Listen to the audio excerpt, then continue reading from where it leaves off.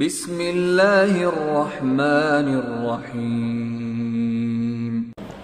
Kata kunci bertambahnya nikmat cuma satu, syukur. Itu saja. Allah akan tambah. La in syakartum la azidannakum. Kalau kalian syukur saya akan tambah. Wa la in kafartum inna adzabi lasyadid. Kalau kalian kufur maka azabku akan pedih. Harus kita bersyukur kepada Allah Subhanahu wa taala. Itu kan? Hanya itu saja. Syukurin, Allah akan tambah. Manusia ya, ini ada tingkatan-tingkatannya, gitu kan? Tapi kita ambil, ada manusia yang bobrok sekali, ada 3 tingkatan manusia. Ada manusia yang bobrok sekali. Ini diberikan nikmat, tidak pernah bersyukur. Diberikan cobaan lebih parah lagi. Ini ciri-cirinya kalau kita ketemu, dari pertama ketemu sampai pisah, semuanya keluhan. Istri saya begini, suami saya begini, mobil saya begini, rumah saya begini, pembantu saya begini, semua keluhan. Nggak pernah lisannya bilang Alhamdulillah. Ini manusia bobrok nih. Apalagi kalau datang cobaan, tambah mengeluh. Mungkin flu satu kampung tau kalau dia flu, gitu kan? Jadi ini masalah orang ini. Tidak akan pernah bisa bertambah nikmat Allah padanya. Golongan yang kedua di atasnya adalah orang yang beriman. Orang yang beriman ini teman-teman sekalian, dalam hadis Bukhari disebutkan, ajaban di amri mu'min, mengagumkan perkaranya orang mukmin. In asaba sarra syakar. Kalau diberikan nikmat dia bersyukur. Wa in asaba darra sabar. Kalau diberikan cobaan dia bersabar. Wala yakunu dzalika illa lil mu'min. Dan itu tidak dimiliki kecuali oleh orang-orang yang beriman saja.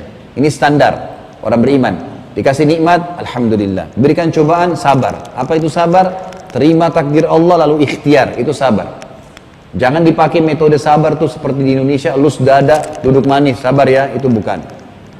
Sabar itu kalau kita bangun tidur pagi, flu. Terima dulu sebagai takdir Allah. Nah itu sabar namanya. Baru ikhtiar minum obat, itu sabar. Karena kalau kita pahamnya sabar itu duduk manis, nanti kita anggap orang kalau ikhtiar ke dokter, oh kamu nggak sabar ya, itu keliru. Sabar itu menerima takdir Allah dan ikhtiar, gitu kan? Ini standar orang mukmin. Orang yang di atasnya lagi, dan saya ajak teman-teman menjadi orang yang level tertinggi nih. Namanya orang muhsin. Orang muhsin ini diberikan cobaan, dia bersyukur, ya, diberikan nikmat dia bersyukur, diberikan cobaan juga dia bersyukur. Ini luar biasa. Dia bukan lagi bersabar ya, tapi dia bersyukur. Sakit, alhamdulillah. Semua alhamdulillah bagi dia. Ini golongan ini nih. Bagaimana caranya bisa menjadi seperti ini? Kata para ulama, mereka bersangka baik dengan Allah.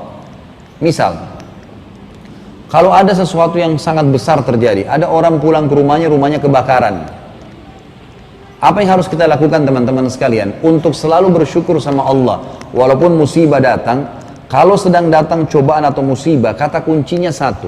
Langsung solusi. Bukan nanya kenapa terjadi. Apa kata Nabi SAW? Kalau terjadi sesuatu, jangan bilang kalau seandainya. Karena kalau seandainya membuka pintu syaitan. Nggak boleh. Kita bangun pagi flu. Tadi saya kasih contoh. AC-nya dingin, misal. Kalau kita bangun sudah flu, takdirnya Allah sudah terjadi, maka kita bersabar, bisa menerimanya. Baiklah, saya terima takdir lalu saya ikhtiar. Ini golongan yang kedua tadi. Golongan yang ketiga yang di atas lebih tinggi, begitu dia flu, alhamdulillah. Dia bersyukur sama Allah Subhanahu wa taala. Dia bukan cuma bisa sabar, tapi dia bersyukur dengan flu itu. Dia terima, gitu kan, sebagai takdirnya Allah Subhanahu wa taala, dan dia bersyukur Allah berikan cobaan. Karena dia tahu orang yang diberikan cobaan akan membersihkan dosanya. Kata Nabi SAW dalam hadis, tidak ada yang menimpa muslim dari capek, letih, gangguan orang, bahkan duri yang menusuk tubuhnya, kecuali akan menjadi pembersihan dosanya. Jadi memang itu pembersihan dosa. Maka golongan yang ketiganya dia langsung ya bersyukur kepada Allah. Caranya sangka baik dengan Allah, dan kalau ada masalah langsung solusi. Ini seseorang pulang ke rumah terbakar, daripada dia teriak-teriak, suaranya habis, rumahnya hangus, gitu ya. Lebih baik dia solusi. Ini kebakaran, telepon pemadam kebakaran, panggil tetangga, ambil air, ikhtiar. Itu lebih baik. Kalau rumahnya pun hangus, terbakar semua, apakah dia masih bisa bersyukur? Golongan muhsin masih bisa. Habis harta depan matanya, rumahnya hangus, masih bisa bersyukur? Jawabannya masih bisa. Dia bersangka baik dengan Allah. Dia mengatakan alhamdulillah, saya tidak ada di rumah pada saat itu.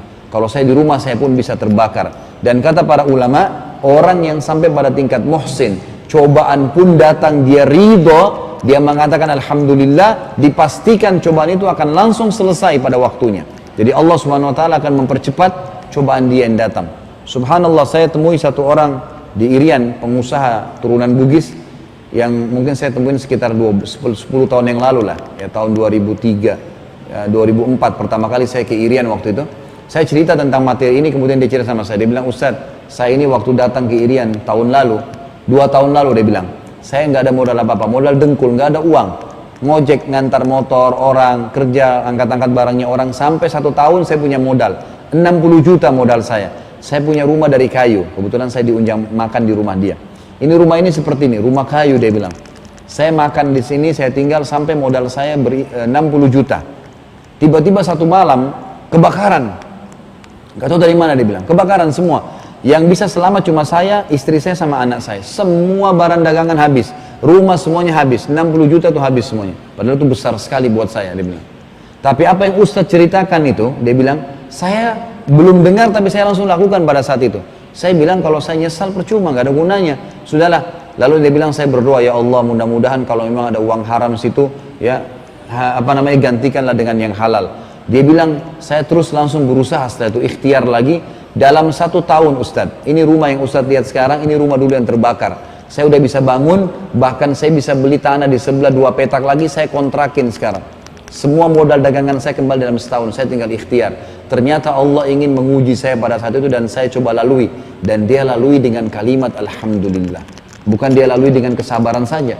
Dia terima, dia mengatakan Alhamdulillah. Ini penting sekali, tingkatan tertinggi adalah orang-orang yang memang jelas dia mensyukuri semua keadaan.